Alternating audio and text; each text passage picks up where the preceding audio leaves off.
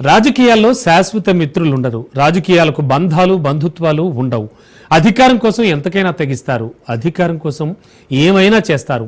తండ్రి చాటు బిడ్డలుగా ఉన్నవాళ్ళు ఇప్పుడు పొలిటికల్ సునామీ సృష్టిస్తున్నారు. పవర్ కోసం ఫ్యామిలీనే టార్గెట్ చేస్తున్నారు.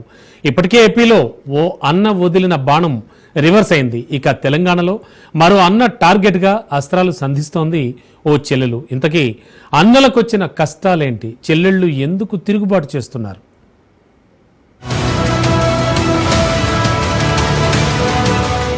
శత్రువులు ఎక్కడో ఉండరా? కూతుళ్లు చెల్లెళ్లుగా ఇంట్లోనే ఉంటారా? అవుననే అంటున్నాయి తాజా రాజకీయ పరిణామాలు. ఆ సినిమాలో రావు రమేష్ డైలాగ్ తెలుగు రాష్ట్రాల్లో ట్రెండింగ్ అవుతోంది. ఆంధ్రప్రదేశ్ లో షర్మిల, తెలంగాణలో కవిత లేవనెత్తిన అంశాలను ప్రస్తావిస్తున్నారు నెటిజన్లు.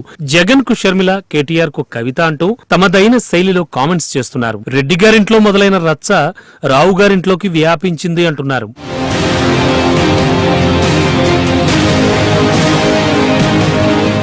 తెలుగు రాష్ట్రాల్లో వైఎస్ఆర్, కేసీఆర్ ఫ్యామిలీల గురించి తెలియని వాళ్లంటూ ఉండరు. ఎంతో రాజకీయ చైతన్యం కలిగిన ఆ కుటుంబాల్లో పురుషాధిక్యతపై ఇద్దరు మహిళలు గళమెత్తారు. ఆకాశంలో సగం, అవకాశంలో సగం అంటూ నిలదీస్తున్నారు. వారసత్వంలోనే కాదు, రాజకీయాల్లోనూ సమాన అవకాశాలంటూ రోడ్డెక్కారు. ఇంటి పోరును బయటపెట్టి రాజకీయం చేస్తున్నారు. ప్రత్యర్థులు కూడా చేయలేని విమర్శలను సైతం ఒకే ఒక్క డైలాగ్ తోనే ఫ్యామిలీలో ప్రకంపనలు పుట్టిస్తున్నారు. అందుకు నిదర్శనమే బీఆర్ఎస్ ఎమ్మెల్సీ కవిత వ్యాఖ్యలు. కేసీఆర్ దేవుడు, ఆయన చుట్టూ దెయ్యాలున్నాయంటూ ఆమె హాట్ కామెంట్స్ చేశారు. అయితే ఆ దెయ్యాలు ఎవరు అనేదే ఇప్పుడు $1 మిలియన్ ప్రశ్న.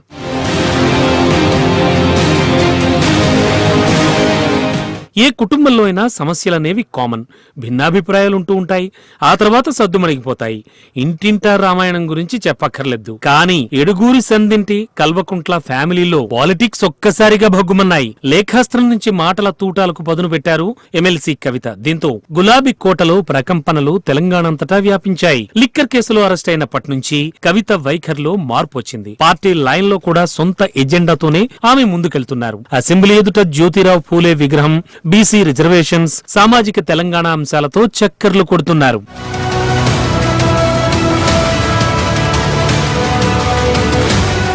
ఇక అటు ఏపీలో చూస్తే సేమ్ సీన్ రిపీట్ అయింది. వైఎస్ఆర్ ఫ్యామిలీలో అన్నా చెల్లెళ్ల మధ్య యుద్ధమే జరిగింది. వారసత్వం, ఆస్తులు, రాజకీయ గొడవలతో ఏకంగా కొత్త పార్టీనే పెట్టి చివరకు కాంగ్రెస్ లో విలీనం చేసింది షర్మిల. ఎన్నికల ప్రచారంలో అన్న జగన్ పైనే విమర్శనాస్త్రాలు సంధించింది. కేటీఆర్ అయినా, జగన్ అయినా, కవిత అయినా, షర్మిలైనా ఒకప్పుడు అన్నలకు అండగా ఉన్న చెల్లెళ్లు ఇప్పుడు తిరగబడుతున్నారు. రాజకీయంగా తమ దారి తాము చూసుకునేందుకు రెడీ అవుతున్నారు. బయటకెన్ని నీతి సూక్తులు వల్లించినా నేటికి ఆడబిడ్డలపై వివక్ష తప్పడం లేదు. మెజార్టీ కుటుంబాల్లో మేల్ డామినేషనే కొనసాగుతోంది. అందుకే కవిత, షర్మిల వంటి కొందరు పోరాటం చేస్తున్నారు. మరికొందరైతే మౌనంగానే బాధలు భరిస్తున్నారు.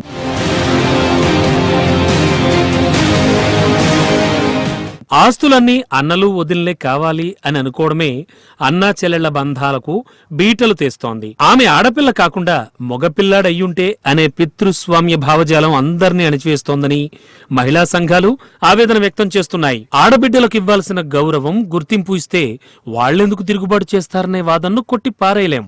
రాజకీయాల్లో ఎవరైనా సొంత గుర్తింపు కోసం తాపత్రయపడ్డంలో ఏ మాత్రం తప్పులేదు. పెళ్లిళ్లు, శుభకార్యాలకు ఆడపడుచులు కావాలి. కానీ తల్లిదండ్రులు కష్టార్జితంలో ఆడపడుచులు అవసరమా? ఇదేం రాజనీతి? ఇదేం న్యాయం?